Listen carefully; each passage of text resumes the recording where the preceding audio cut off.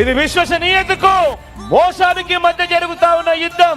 ప్రతి ఒక్కరూ కూడా ప్రతి ఇంటికి వెళ్ళి చెప్పండి, వాలంటీర్లు మళ్ళీ ఇంటికి రావాలన్నా, పేదవాడి భవిష్యత్ మారాలన్నా, పథకాలన్నీ కొనసాగాలన్నా ప్రతి ఒక్కరూ కూడా ఫ్యాన్ గుర్తు మీద 2 ఓట్లు వేయాలి.